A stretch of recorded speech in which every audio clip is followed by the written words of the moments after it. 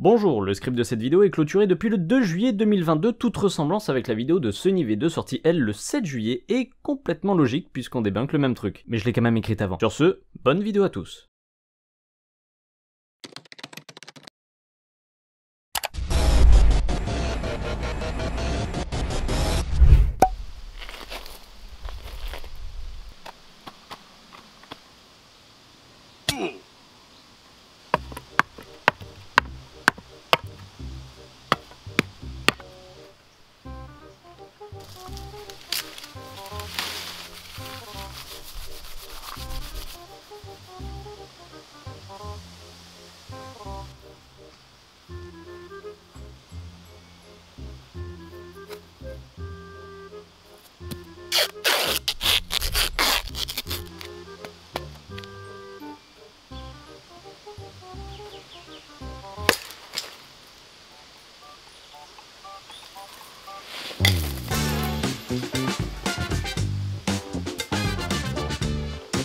Bonjour à toutes et à tous, ici Lenny de la chaîne CNCoder et aujourd'hui on parle de fake, de manipulation, de mensonges, de calomnie, de tromperie autour des vidéos des gens qui font des maisons en terre. Mais avant, petite mise en contexte. Le phénomène des vidéos autour des Primitive Builds a connu son essor grâce à John Plant via sa chaîne Primitive Technology. Sur celle-ci, nous voyons notre hôte nous montrer toutes sortes de techniques pour construire des outils avec ce qu'il trouve sur place. Avec ces outils, il nous montre aussi comment construire des abris plus ou moins solides ou encore des pièges pour se nourrir ou plantations diverses jusqu'à même tâter du doigt la métallurgie. Bref, un véritable guide du survivant, et le type fait tout ça pieds nus en Australie, hein. Oui, le pays où tout veut ta mort. Non mais tranquille le mec, je vous le dis. Accumulant des dizaines de millions de vues à chaque vidéo, John Plant est devenu une véritable institution du survivalisme malgré lui. Il va sans dire que faire des vidéos entièrement silencieuses où seul le bruit de la forêt résonne donne un rayonnement planétaire. Et oui, barrière de la langue enlevée, le public cible est illimité. Résultat, 1 milliard de vues cumulées pour seulement 56 vidéos, soit une moyenne d'environ 18 millions de vues par vidéo. C'est même pas ce qu'a ma chaîne en tout, pour vous dire.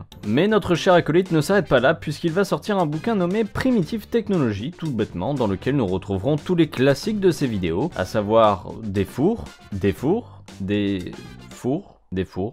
continue à faire des fours, John, je t'aime. Et différentes techniques abordées dans ces vidéos, bref, sa chaîne en version papier. Vous vous doutez bien qu'une chaîne de plus de 10 millions d'abonnés cumulant près d'1 milliard de vues en moins de 60 vidéos, eh bien ça attire certains qui, voilà, un fabuleux moyen de se faire de l'argent. Et sans plus attendre, je vous propose qu'on se lance tous ensemble dans ce bourbier que sont les autres vidéos dans la catégorie Primitive Build. Car oui, si certains n'ont que l'envie de partager leur savoir et de donner au public une image intéressante et éducative d'un aspect oublié de notre passé, cherchant constamment à repousser nos connaissances pour étoffer votre soif de curiosité, d'autres sont plutôt partis vers du divertissement pur et dur, en fuyant tout ce qui faisait l'essence même de la chaîne de John Plant et ne gardant que l'aspect popularité et vue quitte à tricher avec les spectateurs. Et le divertissement, c'est bien ce qui va gangréner cette catégorie. Laissez-moi vous présenter la fabuleuse chaîne de Primitive Technology ID de 5,6 millions d'abonnés, ou encore celle de Survival Builder à 10 millions d'abonnés. Et je suis sûr et certain que vous avez déjà vu au moins une vidéo ou deux qui traînait sur YouTube, Facebook ou TikTok. Leur principe est plutôt simple, faire des piscines.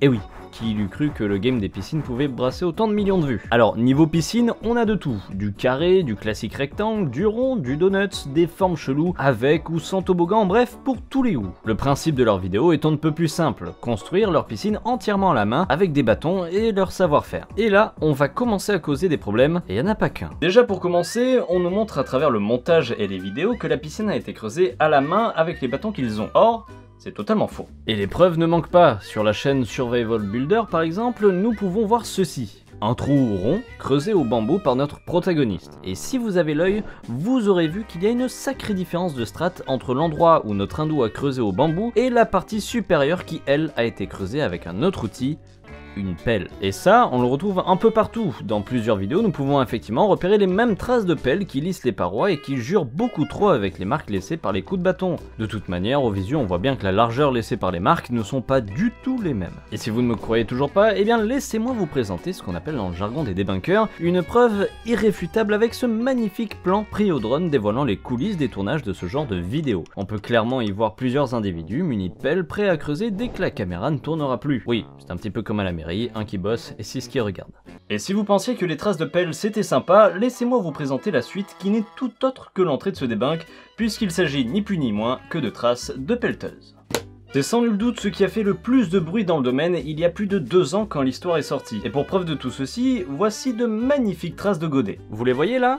Non? Attendez, je vais vous aider un peu. Juste là. Ok, ça mérite une petite reconstitution. Voilà. Ça c'est la terre, ça c'est la pelleteuse, ça c'est le godet. Et voilà.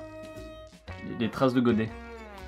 Voilà, avec cet exemple, vous comprenez maintenant d'où viennent ces traces et comment elles ont été formées. Quoi? Ah, parce qu'il vous en faut plus? Très bien, en voici d'autres, juste ici. Et ça veut nous faire croire que ça creuse à la main avec son cure-dent, hein. Ah, parce que vous en voulez encore? Eh bien voilà, vous l'aurez voulu. Une trace de chenille en premier plan, rien que pour vous. Bah là, on peut pas faire mieux comme preuve là. Alors oui, c'est vrai qu'en tant que caméraman sur ce genre de projet, cacher la tricherie fait partie quand même de mon numéro 1 des trucs à faire. Il y a un certain laisser-aller, hein, on va pas se cacher. Revenons si vous le voulez bien à cette scène-là, celle où nous avions remarqué les traces de godet. Eh bien, laissez-moi vous montrer quelque chose de plus croustillant avec, en haut à droite de l'image, plein de traces de passage de pelleteuse. Alors là, j'en vois déjà certains arriver sur leurs grands chevaux en mode « Oui, Mélanie, c'est pas grave, ils veulent juste se dégager du temps pour faire les vidéos plus rapidement. Après tout, ils ont montré qu'ils pouvaient creuser avec leur bambou. Qu'ils fassent le plus gros avec une pelle ou une pelleteuse, ça change rien. » Attends, parce que on est encore qu'au début là. Il faut savoir plusieurs choses. Pour commencer, la popularité de ces vidéos se construit principalement sur la difficulté et la patience que mettent ces gens à faire leur construction. Un petit peu comme les vidéos des mecs qui font des dominos ou des dessins ultra réalistes en 200 heures. C'est avant tout une performance qui est vendue à travers ces vidéos. Or, vous pouvez vous en douter, comme pour les gens qui mettent un filtre Photoshop pour faire genre qu'ils ont réalisé une belle peinture en 200 heures alors qu'ils ont fait ça en 3 clics, eh bien ça enlève beaucoup de la performance. C'est même de la tricherie. On pourrait légitimement se dire qu'effectivement ce n'est pas très grave, car au final, ils réalisent tout le reste à la main. Bon, alors déjà, on va démonter tout ça juste après, mais là où le clou s'enfonce, c'est surtout lorsqu'on regarde la description de leur vidéo. Apparemment, selon leur dire, ils ont mis 1 semaine à 3 pour faire la piscine et ils ont vécu dedans durant 15 jours. Attendez quoi? Ils ont vécu dedans pendant 15 jours? Prends-en de la graine, Inoxtag. Ça, c'est des vrais aventuriers à vivre 2 semaines dans une piscine. Ce jour-là, j'étais ultra productif. Construit l'abri, le feu, j'étais à fond. Ce jour-là, j'ai rien foutu. Ce jour-là, j'ai rien foutu. Ce jour-là, j'ai rien foutu. Ce jour-là, j'ai rien foutu. Ce jour-là, bah c'est aujourd'hui. Mais je vais rien foutre. Tout ça pour vous dire que non, ils n'ont pas fait ça en 7 jours et je vais vous le prouver avec d'autres tricheries qui leur ont fait économiser énormément de temps en plus.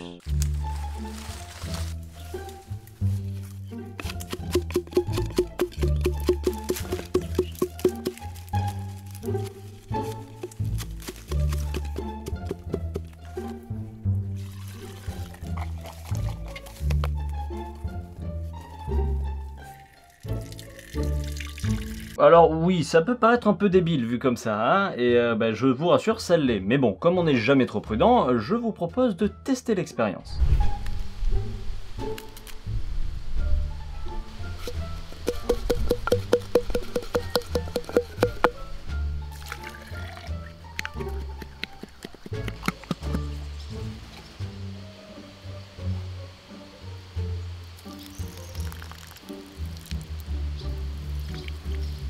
Bah ça marche pas, ça fait du thé quoi.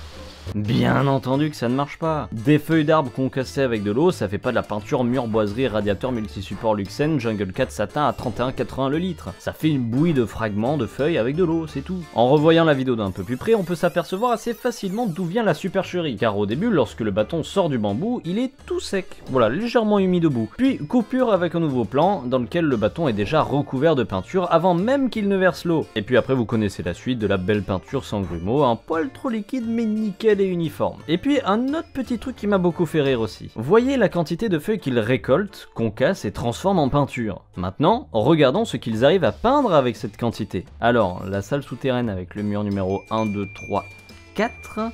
D'accord, ainsi que le plafond et le sol, c'est déjà pas mal. Ah, le couloir aussi, ainsi que les parois du trou. Waouh, c'est pas... Ouais, c'est pas fini. Le trottoir du trou aussi, dis donc. Le bassin principal et l'autre trottoir. C'est tout de même fou de pouvoir peindre autant avec si peu de matériaux. Et si vous pensiez que c'était tout au niveau de la peinture, eh bien ce serait sous-estimer l'imagination de nos amis. Tout de suite, une petite compilation de tout ce que j'ai pu repérer dans les peintures insolites. Dans la catégorie foutage de gueule, je vous présente ces magnifiques feuilles à frotter. Elles vous donneront un verre éclatant. Plus que les feuilles d'ailleurs, c'est bizarre. Mais garantie sans trucage. Mettez des gants quand même, parce que ça doit râper un petit peu les doigts au bout d'un moment, ça va faire mal. Et vous ne pensez pas avoir la technique? Pas de panique, voici la peinture à bouillir. Le principe est aussi simple que celui de base, concasser les feuilles, mais les mettre dans de l'eau à ébullition. Très important ça, l'eau à ébullition. Bon après ça marchait déjà avec de l'eau froide, donc à part vous brûler les mains, je sais pas trop à quoi ça sert. Pas de feuilles dans le coin? C'est pas grave pardi. Voici rien que pour vous des mini maniocs. Je sais pas. Il vous suffira de leur pulvériser la face dans votre tube, de rajouter de l'eau, et voilà, du orange pétant. Et oui, vous ne vous y attendiez pas? Bah moi non plus, en fait, hein, du coup... Besoin d'une autre couleur que ce que la nature vous propose? Pas de souci. En exclusivité pour vous, une recette simple comme la pluie. Concassez des feuilles vertes, ce qui vous donnera une base verte, et ajoutez-y du colorant bleu, ce qui fera évidemment du bleu. À un moment, on m'a pas appris ça à l'école, hein. Du bleu et du vert, ça fait... Bon. Et ne faites pas du tout attention au fait que ce n'est clairement pas le même blanc entre les deux plants. C'est un bleu qui se bonifie avec l'âge, un petit peu comme le vin. Besoin d'un peu de blanc? Non, je parlais pas de ça. Besoin d'un peu de couleur blanche pour vos piscines? Eh bien, rien de plus simple, donnez un coup de machette à ce fruit et il vous donnera comme par magie de la belle peinture blanche. Attention toutefois, ça coule un petit peu partout. Et puis ça coule aussi à des endroits que vous n'avez pas fendu. Ça peut vite tacher ces choses-là, donc faites attention. Ah, vous vous doutiez pas qu'on pouvait faire de la peinture avec toutes ces techniques, hein? Ah ben moi non plus. Blague à part, il y a une technique que j'ai particulièrement aimée. Dans cette vidéo, nos amis font de la peinture pour leur abri. Alors bien évidemment, ils vont utiliser la simple technique de la peinture par bouillon. Donc on prend les feuilles qu'on met dans un pot en terre, on y ajoute de l'eau et on fout le feu dessous, hein, on attend que ça boue. Et là pour bouillir, eh bien ça fait que ça. D'ailleurs ça déborde, ça prend feu, c'est métal. Problème étant que ça boue même quand il n'y a plus de feu. Aïe. Et ça continue même quelques minutes après. Ah et puis quel courage de mettre à tout prix les mains dans un liquide à plus de 100 degrés Celsius pour divertir ses abonnés. C'est remarquable, non mais moi je m'incline, hein. Je comprends pourquoi je ne suis qu'à 200 000 abonnés. Je ne suis même pas foutu de mettre mes mains dans le feu pour vous divertir. Blague à part, de merveilleux cachets effervescents ont dû être introduits dans le mélange histoire de faire buller comme il faut. Et d'ailleurs un petit peu trop car les bulles restent bien longtemps et c'est pas avec de toute façon les 3 bâtons qu'ils ont mis qu'ils auraient pu faire bouillir une telle quantité d'eau dans ce genre de récipient. Voilà pour ce qui est de la peinture à l'eau made in primitive build. Mais d'ailleurs, d'où il la sorte l'eau? Eh bien, via un système très ingénieux de morceaux de bambou, je vous explique. Les tuyaux en bambou. Ils servent avant tout à remplir la plupart des piscines de ce genre de chêne. Le principe est assez simple, un assemblage de plusieurs bambous au roseau creusé qui mène à une source, généralement une rivière ou une étendue d'eau. J'ai beaucoup de choses à dire sur les tuyaux en bambou. Je ne sais pas vraiment par où commencer tellement l'histoire est longue. L'eau sort d'un forage. Ah bah c'était vachement court en fait. Voilà, c'est tout. La personne derrière la chaîne Photo Expression est par hasard tombée sur le terrain d'une de ses chaînes YouTube, plus précisément le terrain de la chaîne Survival Builder. Et il y a fait plusieurs découvertes, dont notamment un forage avec un tuyau en plastique dans lequel il ne mettait que le dernier morceau de bambou. Fait assez marrant, il n'y a aucun point d'eau externe sur le terrain ni à proximité, pas une rivière, pas un lac à moins de 6 km. Un petit peu long ce morceau de bambou, non ?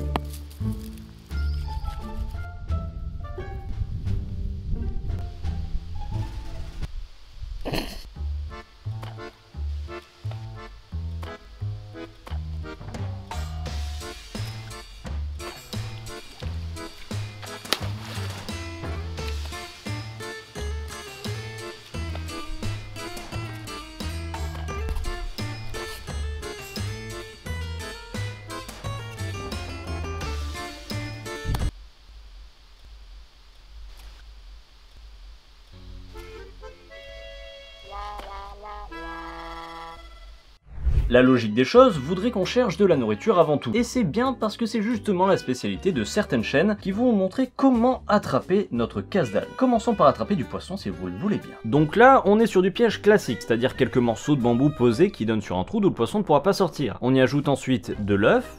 Pourquoi pas, histoire d'attirer les poissons, je pense. Alors voyons voir si ça marche.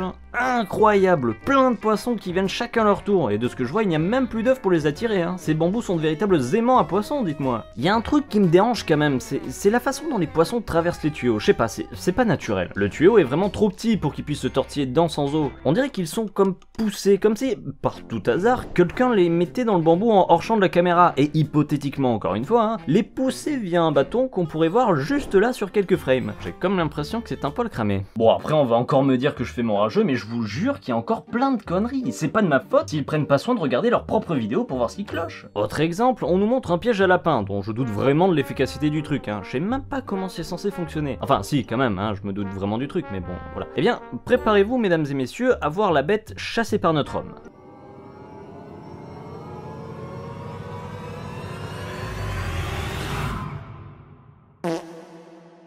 Oui, c'est bien ce que vous croyez, c'est totalement un lapin domestique placé ici histoire de faire le figurant. D'ailleurs, chose drôle dans l'histoire, c'est comment il se fait attraper. Alors attention, je préviens en avance, mais il n'y a aucun montage de ma part dans ce que vous vous apprêtez à voir. Mes petits conseils, préparez-vous bien et surtout ne clignez pas des yeux. Alors attention, le lapin s'approche des carottes, il s'approche du piège et hop! Bah voilà, vous avez cligné des yeux. Non mais je vous l'avais dit, il fallait être prêt là, hein. Et oui, il est sous le caillou, bien évidemment, c'est... Et pour ceux qui auraient des doutes sur le fait que ce soit un lapin domestique, lorsqu'il le prend par les oreilles, le lapin ne dit rien, hein. Je vous laisserai essayer de prendre un lapin sauvage ou un lièvre de la même façon, je suis pas sûr que votre main reste accrochée à votre corps. Dans une autre vidéo, des gens nous montrent comment attraper des crabes de mer dans une rivière... Hein? Qui sont déjà tous à moitié morts, voire déjà carrément morts. D'accord. Et j'aimerais vous présenter maintenant mon préféré. Le piège est dans le même principe que les bambous de tout à l'heure. Un trou creusé en bord de rivière relié par un petit tunnel ne laissant pas aux poissons la possibilité de sortir. Ça, c'est dans la théorie. Dans la pratique, il faut aller le chercher ce poisson. Et c'est alors qu'un grand combat s'engage entre notre guerrier et ce terrible monstre des profondeurs. Une lutte acharnée dont seul le plus fort d'entre eux réussira à sortir victorieux. Attendez, j'ai l'impression qu'il est en train de se battre avec lui-même là, non? Il se bat avec un poisson mort là ou quoi? Ah bah oui. Ah d'accord. Ah oui. Ah ouais bah du coup le combat paraît bien moins épique d'un coup là. Non mais tant qu'à faire un faux combat contre un poisson, autant le faire jusqu'au bout. Oh putain. Oh dis.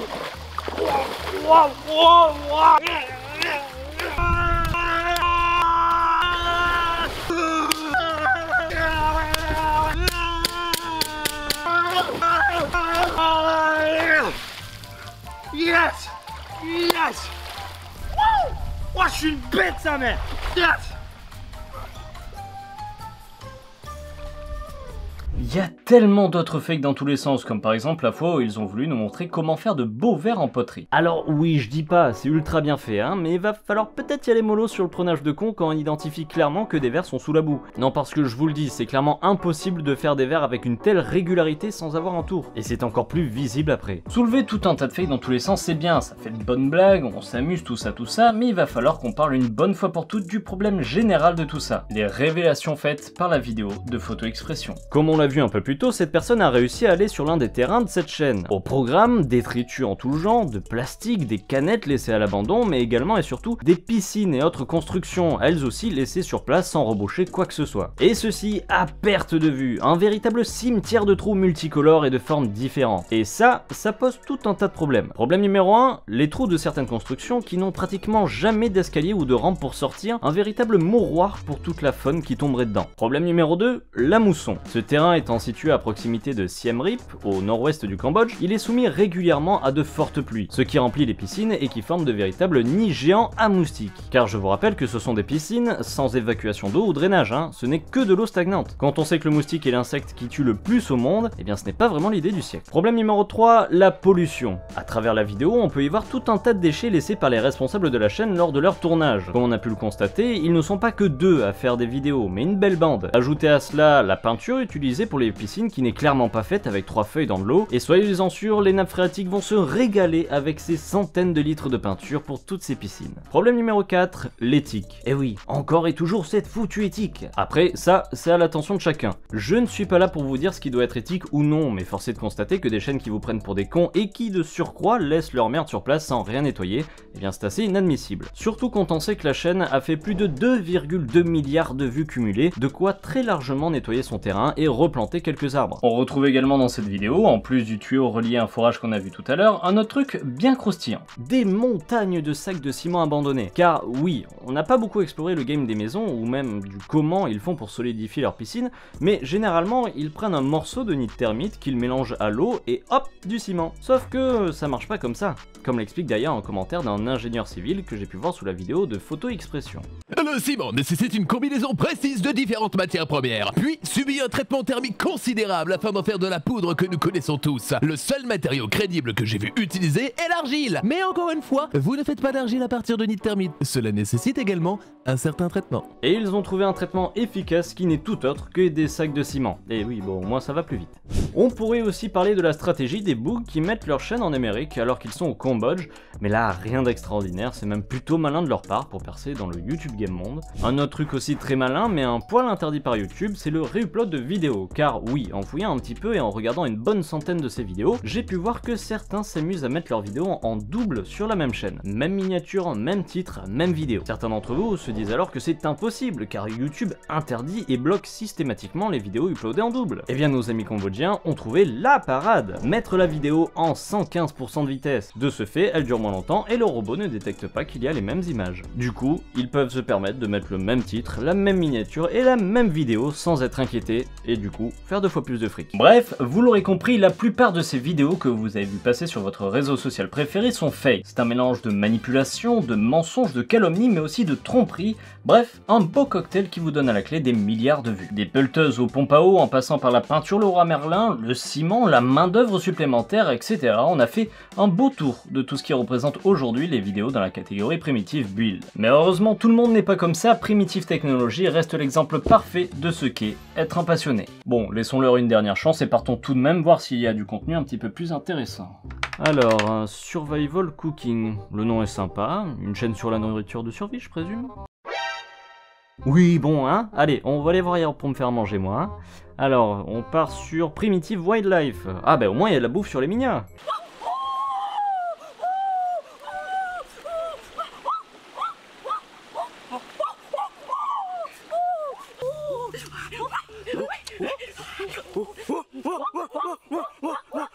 Mais qu'est-ce que c'est que ce truc ?